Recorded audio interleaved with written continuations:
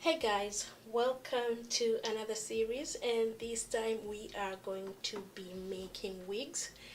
And the first video is about sewing machines. These are the type of sewing machines that we are going to be using to be making wigs.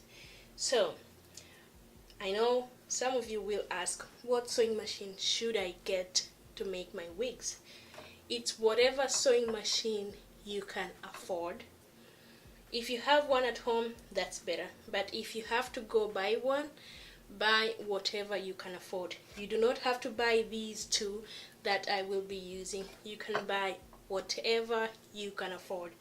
There are some that are very cheap at Walmart that are 70 bucks, or you can get some on Craigslist, OfferUp, Let Go for way cheaper. You can even get a $20 sewing machine.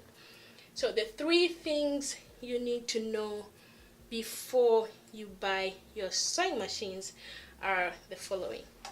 The number one and the most important one is you have to make sure your sewing machine has a zigzag stitch setting on it. This is our zigzag stitch and it's on number 4 on this sewing machine. You have to make sure your sewing machine has a zigzag stitch setting on it, because that's the main stitch we are going to be using when making wigs. The second thing, you want to make sure your sewing machine can backstitch. I am letting you know this because I do have older sewing machines that do not backstitch, and also some industrial machines do not backstitch.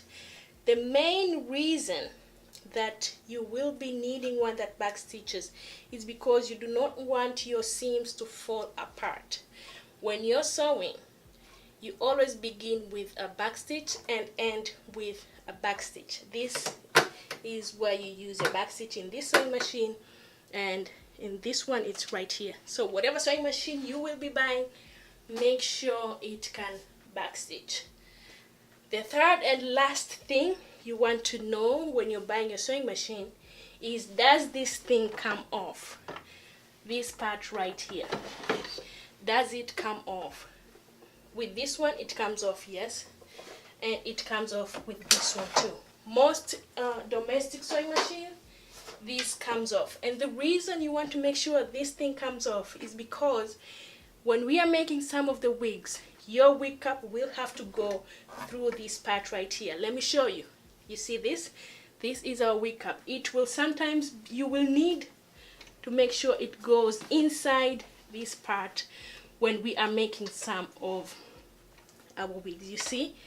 It makes it easy. So if it doesn't come out, it means it's going to be hard. So those are the most 3 important things that you have to look when you are buying your sewing machine. As I said earlier, make sure you get a sewing machine that you can afford, especially if you do not own one and you just want to buy one to start making wigs. Make sure you buy one that you can afford. You do not want to spend a lot of money on a sewing machine and you probably won't like it, or it's gonna be hard for you. So that is all for you guys. This is today's video. Get to know what sewing machine you need to buy, and I will see you guys in a next video.